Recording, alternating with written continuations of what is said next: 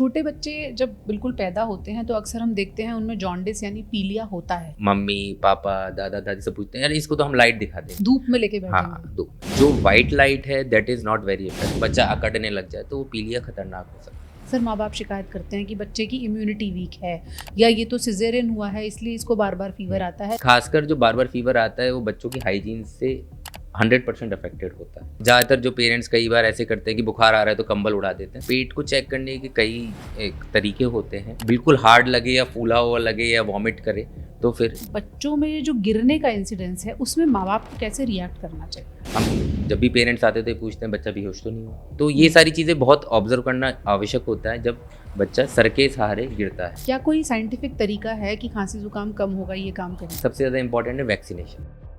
वो जो आपको दुनिया में सबसे प्यारे हैं लेकिन सबसे शैतान भी हैं, वो जो जान से प्यारे हैं लेकिन जान की आफत हैं, बच्चे। कभी छोटे होते हैं तो ये समझ में नहीं आता कि बोल नहीं रहे, अब परेशानी है तो पहचाने कैसे। थोड़ा बड़ा होता है तो दूध पिलाएं या कुछ और खिलाएं, दांत निकलने लगते हैं तो डॉक्टर के पास जाएं या फिर इसका रोना घर में बंद कराएं। ऐसी बहुत सारी परेशानियां छोटे बच्चों को जब आप पाल रहे होते हैं और उन्हें 4-5 साल की उम्र तक लाते हैं, उससे माँ बाप 2-4 होते हैं। आज ऐसी ही परेशानियों के हल के साथ हम हाजिर हैं। हमारे साथ डॉक्टर गौरव अग्रवाल हैं जो कि पीडियाट्रिक्स और नियोनेटोलॉजी के स्पेशलिस्ट हैं और कैलाश हॉस्पिटल से जुड़े हुए हैं। बहुत बहुत स्वागत है डॉक्टर साहब आपका।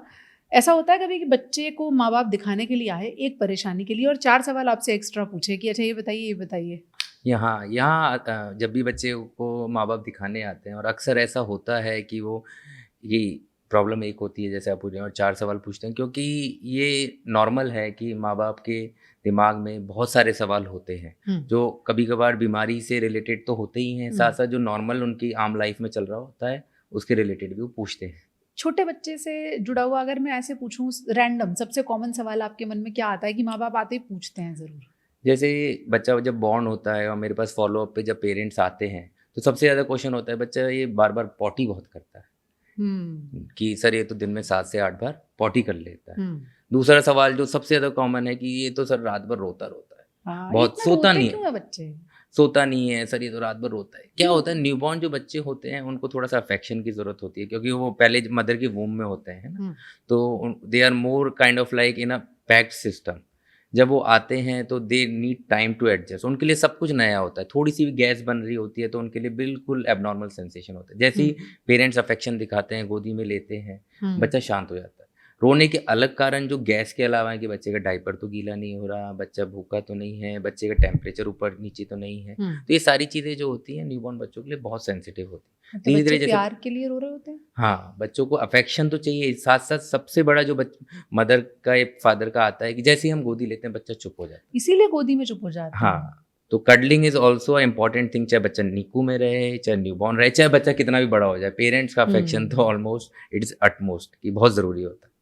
कडलिंग यानी हग अगर आप किसी बड़े को भी दें तो वो भी हो सकता है थोड़ी देर के लिए अपने दुखों को भूल जाए। तो जो बच्चा अभी माँ की कोख से बाहर आया है उसको सबसे ज़्यादा उसी वार्मथ की ज़रूरत होती है, इसीलिए कभी कभी बच्चा अकारण रोता है क्योंकि वो उस एनवायरनमेंट को मिस कर रहा होता है जिसमें वो लगभग 9 महीने तक रहा है। ये बड़ी एक अच्छी चीज़ आपने बताई कि वो बिना कारण भी रो रहा हो सकता है, और जब रोता है तो माँ बाप सोचते हैं कैसे इसको चुप कराएं। अच्छा, आपने कहा कि एक सवाल आता है बच्चे पॉटी बहुत ज़्यादा करते हैं छोटे बच्चे, तो क्या कुछ क्वांटिफिकेशन है कि हाँ इतनी बार पॉटी किया तो नॉर्मल है और इससे कम कर रहा है तो प्रॉब्लम है? नहीं, ये बहुत अच्छा क्वेश्चन आपने पूछा। नॉर्मल जो होता है बच्चा न्यूबॉर्न, क्योंकि उसकी धीरे धीरे मैच्योरिटी की तरफ वो जा रहा होता है, तो कई बच्चे 7 से 8 बार दिन में पॉटी करते हैं। क्योंकि ब्रेस्ट फीड पे जो बच्चे होते हैं वो ज़्यादा बार पॉटी करते हैं क्योंकि डाइजेशन इज़ वेरी गुड। कई बच्चे होता है कि 5 से 7 दिन तक पॉटी नहीं करते हैं क्योंकि कई बच्चे फार्मूला पे भी होते हैं तो थोड़ा सा डाइजेशन उनका अफेक्टेड हो जाता है। बट व्हाट इज़ नॉर्मल ये है कि बच्चा अच्छे से ग्रो हो रहा है, अच्छे से सो रहा है, दिन में 6 to 8 टाइम्स बच्चा यूरिन जा रहा है।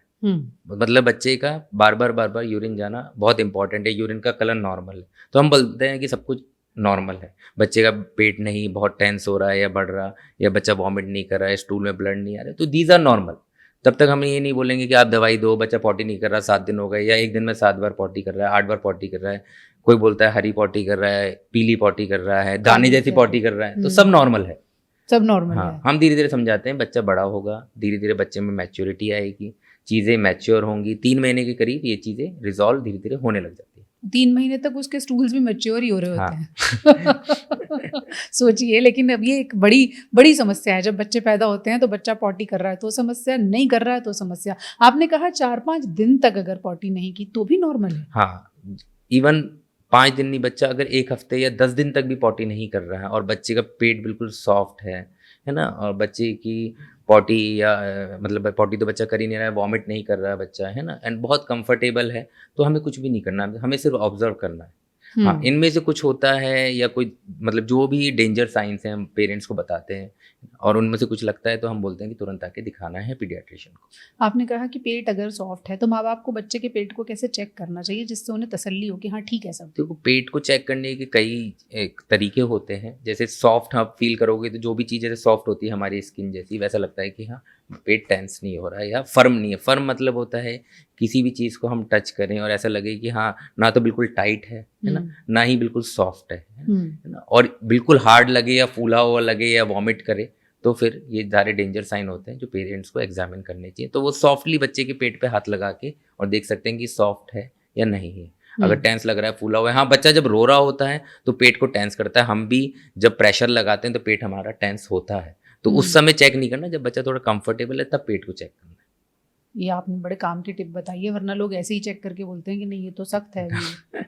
ओह अच्छा, चलिए देखिए हमने बात कहाँ से शुरू की थी। सबसे पहले पॉटी की समस्या को हल किया है। अब आते हैं जब बच्चे के दांत निकलते हैं, क्या उस समय बच्चे का पॉटी ज़्यादा करना नॉर्मल माना जाना चाहिए? हाँ, ये भी एक नॉर्मल जो रूटीन समस्या है हमारे सामने आती है कि सर बच्चा पॉटी कर रहा है और बच्चे के दांत निकल रहे हैं, है ना। साथ साथ इसमें एड ऑन एक और आ जाता है कि बच्चे को फीवर भी आता है। तो क्या होता है जब बच्चों के दांत निकल रहे होते हैं, और ये नॉर्मल स्वाभाविक चीज़ें हैं कि दांत निकलना जो बच्चों के 6 मंथ से स्टार्ट होकर 2.5 साल तक स्लोली निकलते हैं 1 बाय 1। बट उस समय क्या होता है, बच्चा बार बार फिंगर लेके माउथ में अपने आप को काम कर रहा होता है, शांत कर रहा होता है, क्योंकि उसको टीथिंग के कारण हल्का हल्का पेन हो रहा होता है। तो बार बार वो फिंगर को जब माउथ में डालता है तो there are lot of infection, बहुत सारे कीटाणु बच्चे के माउथ में जाते हैं, जिसको हम माउथिंग भी बोलते हैं। अच्छा। हाँ, तो उसके कारण ही बच्चा थोड़ा एक्सपोज हो जाता है वायरल इन्फेक्शन के लिए। इसीलिए उसकी पॉटी जो है बार बार मतलब वायरल इन्फेक्शन के कारण लूज टूल्स होने लग जाते हैं, या फिर बुखार खराब हो जाता है। हाँ, या फिर बुखार आने लग जाता है, जिसको स्वाभाविक पहले से जो चल रहा है सदियों से कि हाँ इसने दांत आने लग गए तो इसको पॉटी होने लगी है, बुखार होने लगा। तो उसका मेन रीजन ही यही है कि दांत आने के साथ साथ बच्चा बार बार फिंगर अपने माउथ में डालता है, अपने आप को शांत कर रहा होता है, इसी कारण वो ज़्यादा एक्सपोज हो जाता है। इतने छोटे बच्चे को जो टीदिंग में है अभी, उसको इन्फेक्शन से बचाने का कोई तरीका है? इन्फेक्शन देखो, वायरल इन्फेक्शन जो है खासकर 1 साल से जो छोटे बच्चे हैं उनमें बहुत कॉमन होता है, क्योंकि हम हर चीज़ को नहीं रोक सकते, और बच्चा जब अपने माउथ को एक्सप्लोर कर रहा होता है उसको भी हम मना नहीं कर सकते, क्योंकि बच्चे के लिए हर चीज़ नहीं है और हर चीज़ लर्निंग फेज में है। तो इन्फेक्शन से हम नहीं रोक सकते ना, तो बच्चे को हम बोल सकते हैं बार बार हाथ नहीं देना है या बार बार हाथ नहीं धोना है। हाँ, हम ये कर सकते हैं थोड़ा सा, जहाँ भी बच्चा बार बार बैठ रहा है, एक्सपोज हो रहा है, तो उस चीज़ को क्लीन रखें। बच्चे की जो फीडिंग की चीज़ें हैं, बॉटल है या यूटेंसिल्स हैं या बर्तन है, उनको साफ रखें। छोटे बच्चों को बार बार बुखार आना नॉर्मल है क्या? छोटे बच्चे खासकर जैसे मैंने बताया 1 साल से नीचे, और बड़े बच्चे जैसे 5 साल से ऊपर, तो जितनी भी बीमारियां हैं वो ज़्यादातर छोटे बच्चों में खासकर 5 साल से नीचे मिलती हैं। और बार बार फीवर आने का सबसे बड़ा कारण ही 90% बच्चों में वायरल इन्फेक्शन होता है। अच्छा, तो अगर बार बार फीवर आ रहा है तो उसको बहुत ज़्यादा टेंशन नहीं लेनी चाहिए इस बात की? अक्सर माँ बाप शिकायत करते हैं कि बच्चे की इम्यूनिटी वीक है, या ये तो सिजेरियन हुआ है इसलिए इसको बार बार फीवर आता है। ये सोच कहाँ तक सही है? देखो, बार बार बुखार आना चाहे सिजेरियन हो चाहे नॉर्मल हो, कंपैरिजन कई स्टडीज़ में या रिसर्च में ये है कि जो नॉर्मल बच्चे होते हैं वो ज़्यादा स्ट्रांग होते हैं in comparison to caesarean section. ये बात सच है? हाँ, in comparison of their immunity the normal delivery babies are more stronger than caesarean section baby in the terms of development of immune system, क्योंकि जब वो नॉर्मल फ्लोरा के mother के फ्लोरा से निकलता है तो बच्चों का जो गट का फ्लोरा है वो अच्छे से डेवलप होता है, तो उनका डाइजेशन, उनकी immune system is more strong. अच्छा। हाँ, बट खासकर बार बार बुखार आने का जो मेन रीज़न जैसे मैंने बताया वायरल इन्फेक्शन, तो खासकर बहुत ज़्यादा बच्चों को बुखार नहीं आ रहा है या बुखार धीरे धीरे कम हो रहा है या हाई स्पाइक्स नहीं आ रहे, मतलब बहुत बुखार बढ़ नहीं रहा, तो ज़्यादा कुछ नहीं करना होता। बुखार में बुखार की दवाई देनी होती है, साथ साथ बच्चे को अगर बहुत तेज बुखार आ रहा है तो गीली पट्टी भी कर सकते हैं। और ज़्यादातर जो पेरेंट्स कई बार ऐसे करते हैं कि बुखार आ रहा है तो कंबल उड़ा देते हैं, तो बच्चे को ओवर कवर नहीं करना है। अच्छा। नॉर्मल टेम्परेचर रखना है बच्चे को, बार बार हाइड्रेट करना, मतलब पानी पिलाएं, या अगर बच्चा बड़ा है तो कोकोनट वाटर दे सकते हो, छाछ दे सकते हो, बटर मिल्क दे सकते हो, लेमन जूस। तो हाइड्रेशन स्टेटस बच्चे का मेंटेन रखना है, जिससे बच्चा जितना डिहाइड्रेट होगा उतना ज़्यादा बुखार आएगा। और अगर कुछ भी डेंजर साइन होते हैं कि बुखार के साथ साथ बच्चे का पेट टेंस हो रहा है, फीवर बहुत तेज है, बच्चे को चिल्स आ रहा है, मतलब ठंडी लग रही है, कपकपी लग रही है, वॉमिट कर रहा है बार बार, बिल्कुल डल हो गया है या सुस्त हो गया, तो फिर आपको पीडियाट्रिशियन को तुरंत ले जाके दिखाना है। जैसे आपने कहा ठंडी पट्टियां रख सकते हैं, स्पॉन्जिंग कर सकते हैं, कितने बुखार पर करनी चाहिए स्पॉन्जिंग, और तो किस उम्र के बच्चे की स्पॉन्जिंग की जा सकती है? देखो, आइडियली जो स्पॉन्जिंग है वो हम छोटे बच्चों से ही कर सकते हैं, बट स्पॉन्जिंग जब बहुत तेज फीवर आए, आपने मेडिसिन दी और बहुत तेज फीवर है, क्योंकि जब फीवर अगर बढ़ने लगता है 101 102, तो कई बच्चों में फेब्राइल सीजर होने का भी डर रहता है, मतलब बुखार से बच्चों में झटके आने। अच्छा। तो हाँ, 6 महीने से लेके 5 साल के बच्चे ज़्यादा एक्सपोज रहते हैं फेब्राइल सीजर के। तो उन बच्चों में ये है कि फीवर को बहुत तेज नहीं बढ़ने के लिए हम स्पॉन्जिंग कर सकते हैं, जिससे बच्चे, हमारी जो त्वचा है, स्किन है, थोड़ी सी वेट होती है, तो उससे फीवर जल्दी उतरता है। खासकर बड़े बच्चे जो हीट स्ट्रोक, जो हम बोलते हैं कि हाँ इसको लू लग गई, तो हीट स्ट्रोक से जो एक्सपोज होते हैं उसको हम बोलते हैं ज़्यादा अगर हो रही है, लू लग गई है, तो आप आके इसको नहला दो या पानी के टब में डाल दो, ठंडे पानी के टब में। तो उससे क्या होता है, बच्चे का जो फीवर है या गर्मी है वो तुरंत उतर जाती है। तो स्पॉन्जिंग हम छोटे बच्चों से लेके बड़े लोगों में भी कर सकते हैं। अब वो हम गीली पट्टी, मतलब नॉर्मल पानी की पट्टी से भी कर सकते हैं, बच्चे को नहला के भी कर सकते हैं, बाथ टब में बच्चे को नहला के भी कर सकते हैं। बट वो एक हाई फीवर के लिए ज़रूरी है, जब 101 102 से तेज बुखार हो रहा है, और खासकर छोटे बच्चों में, जिससे वो दिमाग पे नहीं चढ़े, जिससे फेब्राइल सीजर को हम अवॉइड कर सकते हैं। फेब्राइल सीजर अगर हो गया किसी को, बच्चे को बुखार के दौरान कोई झटका आया, तो क्या ये खतरनाक हो सकता है? हाँ, फेब्राइल सीजर मोस्टली 2-3 तरह के होते हैं, जिसमें बहुत 15 सेकंड का झटका आया है और बच्चा 15 सेकंड बाद नॉर्मल हो गया। और कभी कभार ये होता है कि झटका लंबा चलता रहता है, बुखार तेज आया और झटका आया, वो चलता रहा और कंटिन्यूअसली बच्चे को झटका आता रहा। तो अगर नॉर्मल वाला सीजर है तो 15 सेकंड के बाद अगर सही हो रहा है, तो ऐसे वाला जो एपिसोड है और एक बार ही ऐसा हुआ, तब तो वो ज़्यादा खतरनाक नहीं होता। बट कॉम्प्लेक्स फेब्राइल सीजर, ये 15 सेकंड से ज़्यादा आया या बार बार आता रहा सीजर 24 घंटे के अंदर, तो तुरंत बच्चे को इमरजेंसी में ले जाना है, क्योंकि उसमें बच्चा बेहोश भी हो जाता है, बच्चा रिस्पॉन्ड भी नहीं करता, झटके कभी कभार एक साइड में या लंबे समय तक चल सकते हैं, तो ये खतरनाक हो सकता है। छोटे बच्चे जब बिल्कुल पैदा होते हैं तो अक्सर हम देखते हैं उनमें जॉन्डिस यानी पीलिया होता है, ये कितना कॉमन है और इसमें कितना टेंशन लेने की बात है? हाँ, जैसे जो बच्चे बॉर्न होते हैं और ये पीलिया, ये बहुत बड़ा इंपॉर्टेंट रीज़न है बच्चों का दोबारा से अस्पताल में रीएडमिशन का। एंड पीलिया है क्या? पीलिया, जो न्यूबॉर्न पीलिया है, बच्चों की स्किन या आईज का पीलापन होना, खासकर छोटे बच्चे जो खासकर 5 दिन से छोटे होते हैं और नॉर्मल समय पे होते हैं, तो उन बच्चों में देखा जाता है दूसरे तीसरे दिन ये पीलिया बढ़ने लगता है और खासकर 15 तक पहुंचता है, जिसको हम नॉर्मल बोलते हैं। और जो प्री मैच्योर बच्चे होते हैं उनमें ये पीक जो देखने को मिलती है वो 3 to 7 डेज में मिलती है, उसको भी हम नॉर्मल बोलते हैं। बट जैसी ही लेवल हम एडल्ट से कंपेयर करेंगे तो वो 2 पे भी पीलिया कहलाता है, और न्यूबॉर्न बच्चों में जैसे ही लेवल 7 से 8 बढ़ने लगता है, वो विजिबल होने लग जाता है आँखों पे, शरीर पे, पैरों पे। अच्छा। तो वो मॉनिटरिंग की बहुत ज़रूरत होती है। अब मैं आपके क्वेश्चन पे आता हूँ कि खतरनाक है या क्या करना चाहिए। अगर वो नॉर्मली चल रहा है, जैसे मैंने बताया टर्म बच्चे में जो समय पे हो रहा है दूसरे तीसरे दिन, या प्री टर्म बच्चे में और 15 के आसपास है, तो हमें ट्रीटमेंट की आवश्यकता नहीं पड़ती। बट खासकर जो पीलिया पहले दिन ही बहुत ज़्यादा दिखने लग जाए, या बच्चे के आर्म्स पे या लेग्स पे आने लग जाए, या बच्चे के पाम पे या सोल पे आने लग जाए, है ना, और बहुत जल्दी जल्दी बढ़ रहा है, बच्चे को सीजर्स आने लग जाए, बच्चा अकड़ने लग जाए, तो वो पीलिया खतरनाक हो सकता है।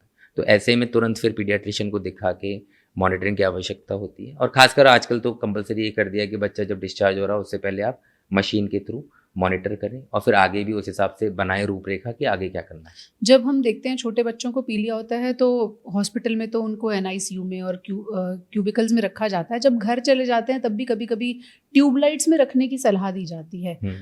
कैसे करना चाहिए ये काम? देखो, आइडियली जो ट्रीटमेंट है पीलिया का, क्योंकि पीलिया बिलिरुबिन के बढ़ने से होता है, और जब बॉडी में बिलिरुबिन बढ़ जाता है, कभी कभार खतरनाक इसलिए होता है कि वो ब्लड ब्रेन बैरियर, मतलब दिमाग और खून के बीच में जो हमारे बैरियर है उसको क्रॉस कर जाता है और वो ब्रेन को अफेक्ट करता है। इसलिए ही सब चीज़, पीलिया का ट्रीटमेंट, पीलिया का इलाज, है ना, और पीलिया की मॉनिटरिंग आवश्यक है। तो हमें जो जब बच्चा डिस्चार्ज हो रहा है तब हम मॉनिटर करते हैं, और जब वो बड़ा हुआ आ रहा है तो आइडियली बच्चे को ब्लू लाइट देनी होती है, जिसको हम फोटोथेरेपी देते हैं। जो वाइट लाइट है that is not very effective, मतलब वो ज़्यादा अच्छा, यूजफुल नहीं है। ओके। खासकर घर पे जो लाइट हम आप कह रहे हैं देने की, वो हम घर पे भी दे सकते हैं, बट उसके लिए भी मॉनिटरिंग की बहुत ज़रूरी होती है, क्योंकि जब हम लाइट दे रहे हैं वो बच्चे को गर्म भी करती है ना। बच्चे का हाइड्रेशन स्टेटस भी देखना पड़ता है, बच्चे को कभी कभार रैश भी निकल जाते हैं, कभी कभार बच्चों में लूज मोशन होने का, तो ये मॉनिटरिंग बहुत आवश्यक होती है। तो home light therapy is not indicated, और उसके लिए ये होता है अगर ज़्यादा बढ़ रहा है तो हॉस्पिटल में बच्चे को लाके चेक करवा के और लेवल दिखा के ही फिर लाइट की इंडिकेशन है तो देनी चाहिए। एक चीज और मुझे याद आई, कुछ लोग घर में क्या करते हैं, बच्चे को पूरा एक्सपोज करके सनलाइट भी दिखाते हैं, उससे कुछ फायदा होता है? ये सवाल तो हमारे पास निरंतर, जब भी बच्चा 24 घंटे का हो जाता है हम बोलते हैं पी लिया है, तो मम्मी पापा दादा दादी सब पूछते हैं यार इसको तो हम लाइट दिखा देंगे, धूप में लेके बैठेंगे। हाँ धूप में। तो क्या होता है, धूप जो है वो मिक्सचर ऑफ रेडिएशन है, जैसे हम बोलते हैं विबग्योर बनाती है ना। खासकर उसके साथ में उसमें धूप में अल्ट्रा वायलेट रेज भी है, जो हमारी फोटोथेरेपी लाइट्स होती हैं उनमें अल्ट्रा वायलेट रेज नहीं होती। और स्पेसिफिकली जो बिलिरुबिन है जिसको हमें कम करना है, वो एक ही वेवलेंथ, मतलब लाइट की एक टर्म है जो वेवलेंथ बोलते हैं, उसी पे रेस्पॉन्ड करता है उसको। अगर हम वो नहीं देंगे तो हम कितनी भी धूप दे दें उससे फायदा नहीं होगा। और दूसरा, हम धूप बच्चे को निरंतर कितनी देर दे सकते हैं, 10 मिनट 15 मिनट आधे घंटे, ज़्यादा देंगे तो बच्चे को बर्न हो जाएगा, थर्मल इंजरी हो जाएगी। तो उसके लिए हम धूप का इंडिकेशन तो बिल्कुल पेरेंट्स को बोल देते हैं कि हाँ आप मॉर्निंग धूप 10 से 15 मिनट दिखा सकते हो, बट उससे बच्चे के पीलिया पे कोई फर्क नहीं पड़ेगा।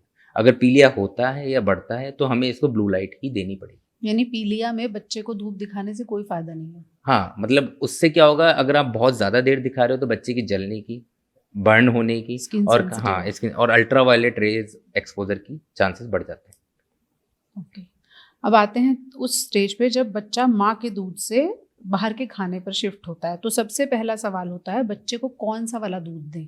बहुत सारे लोग डब्बाबंद दूध को मानते हैं कि सेफ है, पैक्ड है, आप उसको किस तरह से देखते हैं वर्सेस गाय का दूध, भैंस का दूध, कुछ लोग तो बकरी का दूध, सोया मिल्क, आजकल बहुत विकल्प है, तो उतना ही मुश्किल है चूज करना, तो कैसे चूज करना चाहिए? देखो 6 मंथ्स के बाद जैसे ही बच्चा बड़ा होने लगता है तो हम बोलते हैं कॉम्प्लीमेंट्री फीड। कॉम्प्लीमेंट्री फीड मतलब हमें फीड को कॉम्प्लीमेंट करना है। बच्चा अगर ब्रेस्ट फीड पे है या फार्मूला पे है तो सबसे पहले तो ये है कि हमें सॉलिड्स इंट्रोड्यूस करना है, बच्चे को सॉलिड देना स्टार्ट करना है प्यूरी फॉर्म में। सेकेंड कम्स कि मिल्क क्या देना है। देखो मिल्क का मेन फैक्टर है, जो हम अगर पहले ब्रेस्ट फीड दे रहे हैं तो हम उन पेरेंट्स को बोलते हैं आप ब्रेस्ट फीड कंटिन्यू करो। कब तक करनी चाहिए? Breast feed should ideally be continue till 2 years of age, मतलब बच्चे को इनिशियल 6 months तो एक्सक्लूसिवली ब्रेस्ट फीड देना है। उसके बाद आप धीरे धीरे बच्चे को जब आप कॉम्प्लीमेंट्री फीड के साथ ब्रेस्ट फीड दे रहे हैं एंड देन आप स्लोली उसको 1.5 year to 2 years तक कंप्लीट करते हैं। सेकंड ये आता है कि हम मिल्क कौन सा दे, तो अब जो WHO की गाइडलाइंस हैं उसके हिसाब से आप काउ मिल्क दे सकते हैं, बट हम जो फोकस करते हैं, हम पेरेंट्स को ये बोलते हैं आप जब भी इंट्रोड्यूस कर रहे हो काउ मिल्क, आप ये कोशिश करो, क्योंकि पहले भी यही था कि काउ मिल्क क्यों नहीं देना, क्योंकि लेस देन 12 months के जो भी बच्चे होते हैं उनमें काउ मिल्क के प्रोटीन से एलर्जी होने का डर रहता है। अच्छा। इसीलिए काउ मिल्क, बफेलो मिल्क और ये मिल्क, सारे मिल्क का यही है कि एलर्जी तो नहीं है बच्चे। तो जब भी आप काउ मिल्क दे रहे हैं कोशिश करो कि काउ मिल्क में कुक्ड चीज़ें दें, जैसे ओट्स आपने लिए उसका पाउडर बनाया उसको आपने मिल्क में मिला के दे दिया, सूजी आपने ली सूजी को आपने मिल्क में मिला के दे दिया। तो अगर बच्चा उसको डाइजेस्ट कर रहा है, डाइजेस्ट का मतलब पेट उसका नहीं फूल रहा, बच्चे के स्टूल्स नॉर्मल हैं, लूज मोशन नहीं हो रहे, स्टूल्स में ब्लड नहीं आ रहा, वॉमिटिंग नहीं हो रही है, तो बच्चे को डाइजेशन में कोई इशू नहीं है, फिर तो आप उसको कंटिन्यू कर सकते हो और आप साथ साथ थोड़ा थोड़ा काउ मिल्क भी दे सकते हैं। इवन जो बच्चे फार्मूला फेड पे भी हैं उनको भी ऐसे ही करना चाहिए, खासकर काउ मिल्क में आप धीरे धीरे कुक्ड चीज़ें दो, आप बच्चा ले रहा है तो आप कुक्ड मिल्क बेस्ड डाइट या फिर साथ साथ मिल्क भी दे सकते हैं। और भैंस का दूध दे सकते हैं, बट आइडियली जो गाइडलाइन है वो WHO की गाइडलाइन जो है वो काउ मिल्क पे ही है। और buffalo milk is little bit heavier in the terms of fat, मतलब उसमें फैट भी ज़्यादा होता है जो बच्चे के डाइजेशन को अफेक्ट कर सकता है, इसलिए हम काउ मिल्क या ब्रेस्ट मिल्क पे ही फोकस करते हैं। कितनी उम्र के बाद ये टेंशन छोड़ देनी चाहिए कि कौन सा दूध देना है, जो घर में आ रहा है वही तुम भी पी लो? हाँ, 1 साल के बाद क्या होता है ना, जैसे बच्चा 1 साल का होता है तो हमारा कहने का पेरेंट्स से पूछते हैं अब इसको क्या खिलाना चाहिए, तो हम बोलते हैं जो घर में बना वो खिलाना है। That is a family pot eating, कि जो घर में बना है, चाहे दाल चावल बना है, चाहे रोटी सब्जी बनी है, चाहे दूध है। तो 1 साल बाद जो बच्चे ब्रेस्ट फीड पे हैं, जैसे मैंने बताया, उनको तो ब्रेस्ट फीडिंग कंटिन्यू करनी चाहिए टिल 2 years, और धीरे धीरे फोकस करना चाहिए कि मिल्क कम से कम दे, जिससे बच्चा ज़्यादा खाना खाए, क्योंकि अगर वो एक चपाती एक पराठा खाएगा तो उसको बच्चे को 300 से 400 ml मिल्क में जितनी कैलोरीज हैं वो एक पराठे के बराबर में, साथ साथ उसको न्यूट्रिशन भी जाएगा, क्योंकि मिल्क में कैल्शियम है ना, प्रोटीन है, बट उसके अलावा और कोई न्यूट्रिशन नहीं है। तो हमें हर चाहिए कि सारे मल्टीविटामिन्स मिले, है ना, और सारे न्यूट्रिएंट्स मिले, तो हम फोकस करते हैं सॉलिड ज़्यादा दें। तो धीरे धीरे 1 ईयर के बाद आपको कोशिश करनी है कि मिल्क की क्वांटिटी कम करनी है, खासकर 1.5 ईयर के बाद तो try to give less than 500 500 ml से कम दें, है ना। और फिर उसके बाद जो घर में आ रहा है आप दे सकते हैं, बट हाँ कुछ जो नेचुरल प्रैक्टिस है कि हमने काउ मिल्क लिया, दो ग्लास काउ मिल्क लिया, उसमें 1 ग्लास पानी मिला दिया, डाइल्यूट तो करके हाँ देते वो थे। बच्चे के लिए हार्मफुल होता है। अच्छा, क्योंकि हाँ हार्मफुल इसलिए होता है क्योंकि उसको न्यूट्रिशन या न्यूट्रिएंट प्रॉपर नहीं मिल रहा होता, डाइल्यूट हो हाँ गया। डाइल्यूट हो जाता है ना। तो इसलिए कोशिश करनी है कि ज़्यादा डाइल्यूशन नहीं करना, उसको प्रॉपर अमाउंट में देना, और मिल्क पे फोकस 1 साल के बाद कम करना है, बच्चे को सॉलिड ज़्यादा देने और फैमिली पॉट ईटिंग देनी तो है। वो जो हम पढ़ते हैं दूध सर्वोत्तम आहार है, सिर्फ दूध दे दें, वो कंप्लीट फूड है, कुछ और देने की ज़रूरत नहीं है। नहीं, आपकी बात सही है, बट सिर्फ हम दूध ही दूध देंगे, अगर बच्चे को सॉलिड्स नहीं देंगे तो बच्चे में बहुत सारी डेफिशिएंसीज होने लग जाती है, जिसको हम बोलते हैं माल न्यूट्रिशन। माल न्यूट्रिशन इसलिए है कि अगर दूध के अलावा, दूध से उसको प्रोटीन मिलेगा, कैल्शियम मिलेगा, फैट मिलेगा, कार्बोहाइड्रेट मिलेगा, बट उसके अलावा जो उसको न्यूट्रिएंट्स चाहिए नॉर्मल ग्रोथ के लिए वो नहीं मिलेंगे उसको, है ना। तो जिससे बच्चों को पोटेशियम की कमी होना, सोडियम की कमी होना, मिनरल्स की कमी होना, ये कई बच्चे सीवियर एक्यूट माल न्यूट्रिशन जो हम बोलते हैं कुपोषण के शिकार होने लग जाते हैं। खासकर दूसरा जो इंडिया में कॉमन है अनीमिया, मतलब खून की कमी, जो बच्चों में अगर आप ज़्यादा मिल्क देते हो, क्योंकि कैल्शियम आपके आयरन को एब्जॉर्ब नहीं होने देता, तो बच्चों में अगर आयरन एब्जॉर्ब नहीं होगा तो खून कैसे बनेगा, तो बच्चों में आयरन डेफिशिएंसी होने लग जाती है। इसलिए हम बोलते हैं कि खाने पे ज़्यादा फोकस करो, दूध पे कम फोकस करो। और तीसरी बात है कि दूध क्या करता है, आपको फुल कर देता है। तो अगर बच्चा 5 से 6 बार दूध पी लेगा, एंड कई पेरेंट बोलते हैं हम तो 1.5 से 2 लीटर दूध दे रहे हैं, फिर कहते हैं कुछ खाता हाँ नहीं। कुछ खाता नहीं है, तो क्या होता है कि बच्चे का पेट ही दूध से भर रहा है तो खाएगा कैसे। तो उसको एक बैलेंस न्यूट्रिशन जो चाहिए वो नहीं मिल पाता, और वो कुपोषण का शिकार होने लग जाता। मतलब उसका वेट तो ठीक लगता है, बट उसमें आयरन डेफिशिएंसीज, मिनरल डेफिशिएंसी और जितनी भी एसोसिएटेड चीज़ें हैं वो होने लग जाती हैं। अब जिन बच्चों की हम बात कर रहे हैं वो पॉडकास्ट में बात करते करते 1-1.5 साल के हो चुके हैं।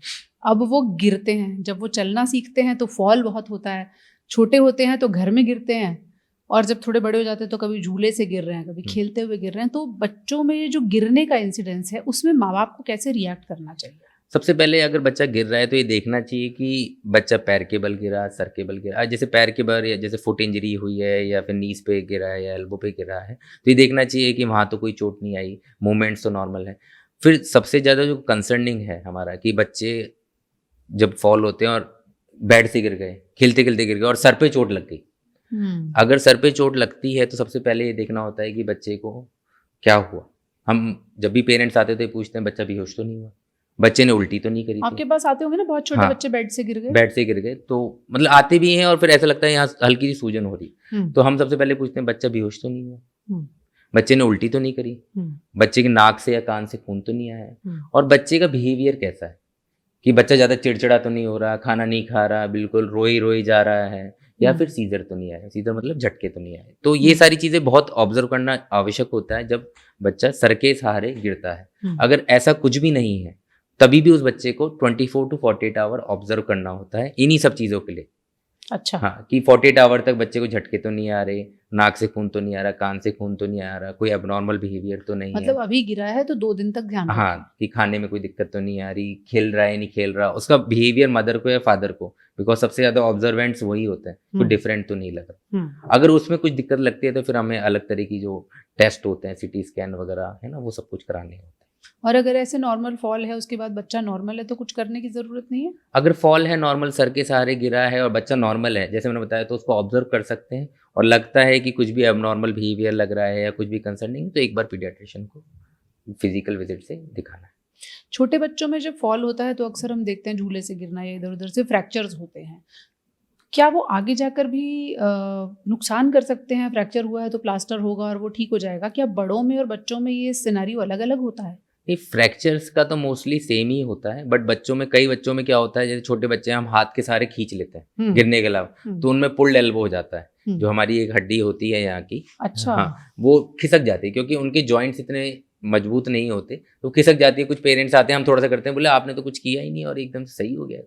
तो laxity is different and fracture is different. तो लैक्सिसिटी हो रही है वो बच्चों में थोड़ा सा होती है, वो इवेंचुअली ग्रो अप हो जाती है, बट फ्रैक्चर अगर हो रहा है और अगर ढंग से उसका करेक्शन हुआ है तो मोर और लेस वो एडल्ट्स के बराबर ही है। हाँ, खासकर बच्चों की जो बोन्स होती है वो एडल्ट्स के कंपैरिजन में जुड़ने के लिए मोर प्रोन होती है, मतलब वो जल्दी से जुड़ जाती हैं, अच्छा। है ना, हाँ जल्दी से जुड़ जाती ये तो हैं, अच्छी बात हाँ। है। बट एडल्ट से जैसे आप 65 ईयर से आप कंपेयर करोगे तो उनकी जो बोन्स हैं उनको जुड़ने में समय लगेगा और प्रॉब्लम ज़्यादा आएगी, पेन भी रहेगा, बट कंपैरिजन टू दैट बच्चों की बोन जल्दी जुड़ती हैं और वो आगे लॉन्ग टर्म प्रॉब्लम कम करती हैं। हाँ, बट अगर वो ढंग से नहीं दिखाया, किसी और को दिखा लिया, अच्छे हॉस्पिटल में विजिट नहीं किया, ढंग से उसको प्लास्टर नहीं किया, तो वो प्रॉब्लम भी कर सकता है।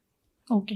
छोटे बच्चों में बार बार फीवर आना क्या वाकई ये संकेत है कि इम्यूनिटी कम है? बार बार जैसे खांसी, जुकाम और बुखार, ये हम देखते हैं छोटे बच्चों में बहुत कॉमन होता है, या कहीं ना कहीं वो अपनी हाइजीन से कॉम्प्रोमाइज कर रहे होते हैं या कुछ और चीज़ें नज़रअंदाज हो रही होती हैं इसलिए फीवर होता है? देखो, छोटे बच्चों में फीवर आना कॉमन होता है जैसे ही कोई मौसम चेंज हुआ, जैसे ही मौसम बदलता है वायरल इन्फेक्शंस बढ़ जाते हैं मौसम।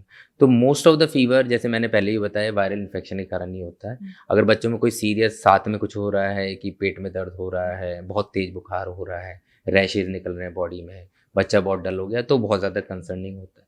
बट खासकर जो बार बार फीवर आता है वो बच्चों की हाइजीन से 100% अफेक्टेड होता है, क्योंकि बच्चे क्या करते हैं, बार बार माउथ में हाथ डालते हैं, खेल के आते हैं तो हैंड वॉश नहीं करते, किसी को भी जुकाम है, सर्दी है तो उससे दूर नहीं रहते, है ना। कभी भी छींकते हैं तो हम या तो कपड़ा लगा लेते हैं या एल्बो को माउथ पे रखते हैं, तो ऐसा बिहेवियर बच्चों में देखने को नहीं मिलता। तो अगर हम पर्सनल हाइजीन को मेंटेन करेंगे कि बच्चों को बताएंगे कि बार बार हैंड वॉश करना है, खेल के आ रहे हो तो फेस वॉश करना है, बार बार हैंड्स को फेस पे नहीं लगाना है ना, और अगर किसी को हो रहा है तो आपको उससे दूर रहना है या मास्क पहनना है ना?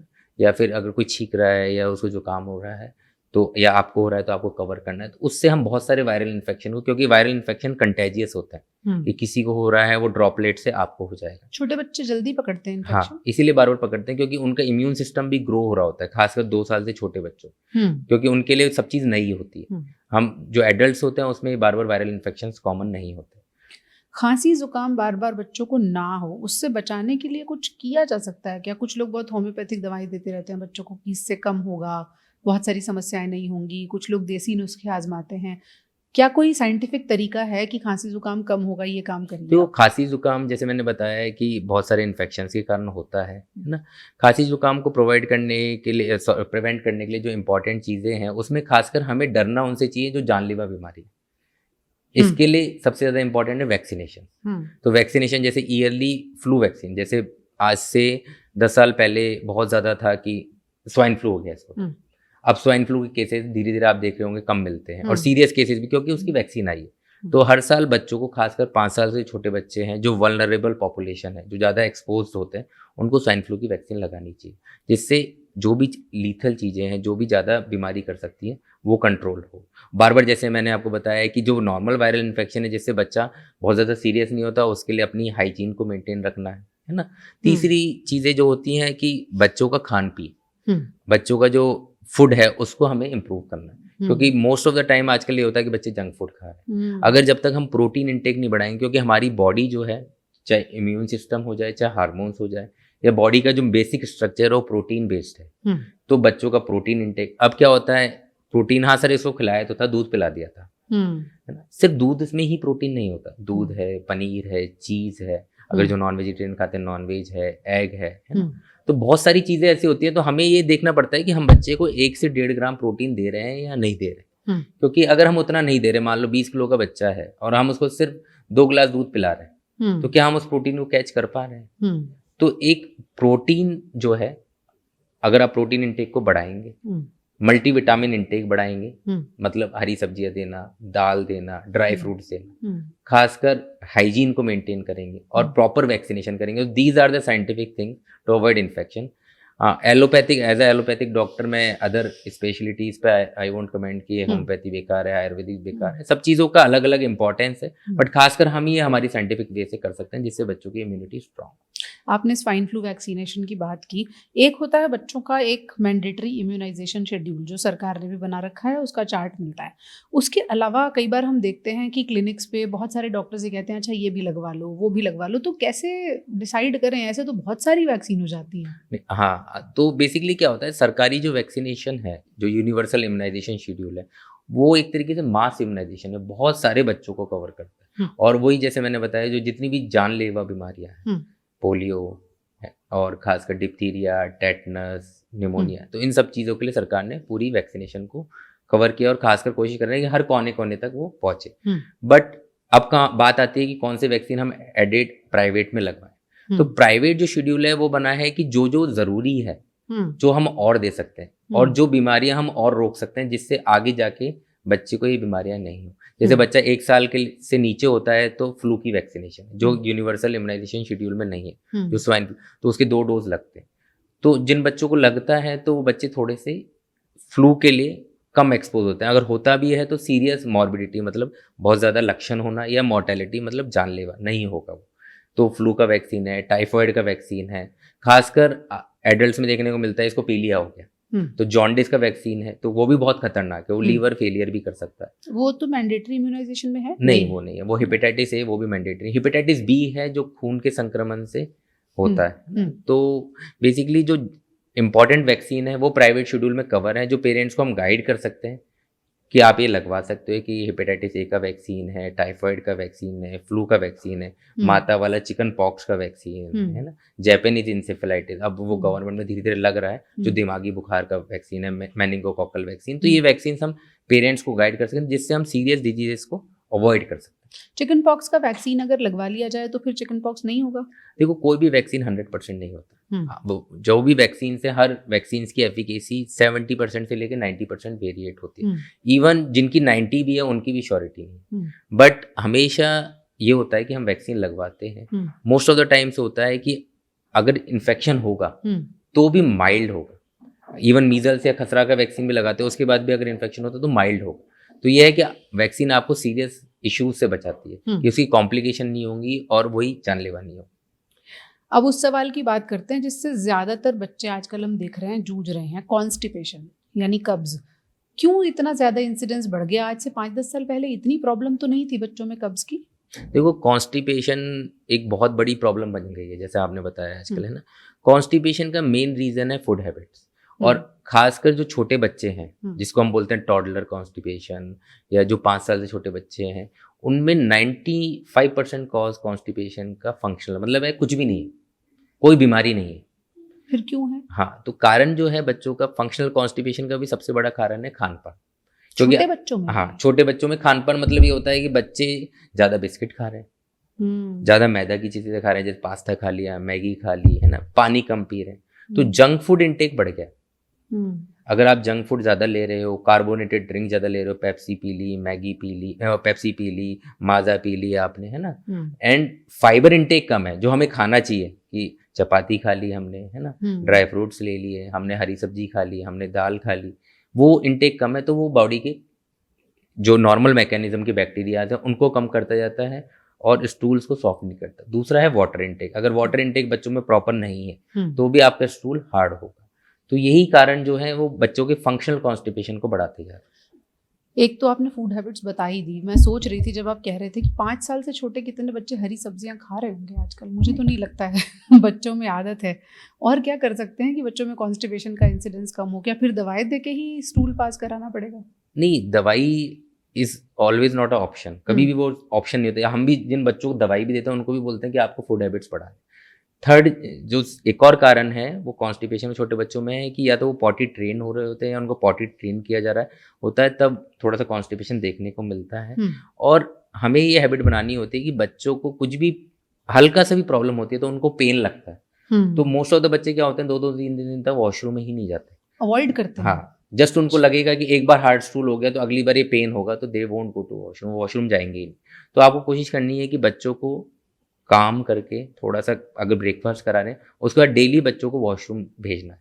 अगर वो डेली वॉशरूम जाएंगे, वाटर इनटेक प्रॉपर होगा, और ग्रीन वेजिटेबल्स तो जैसे मैंने आपको बताया देना जरूरी है, नहीं तो दाल बच्चे ले लें, फाइबर इनटेक बढ़ाएं, और उसके साथ साथ जंक फूड्स कम करें, जैसे chips, Kurkure, Maggi, cold drinks, pasta, है ना, बर्गर, पिज्जा, ये सारी चीजें जो बढ़ती जाए, बिस्किट, तो उससे आप देखोगे धीरे धीरे बच्चों के स्टूल्स नॉर्मलाइज होने लग जाएंगे। तो बच्चों की ग्रोथ, बच्चों में पीलिया, बार बार बुखार, पॉटी बहुत आना या पॉटी ना आना यानी कॉन्स्टिपेशन, इस पॉडकास्ट में आपको सभी सवालों के जवाब मिलेंगे। ध्यान से सुनिए और फॉलो कीजिए। Thank you so much doctor साहब हमारे साथ जुड़ने के लिए। फिर भी बच्चे बीमार पड़ेंगे और आपके पास आएंगे। Thank you.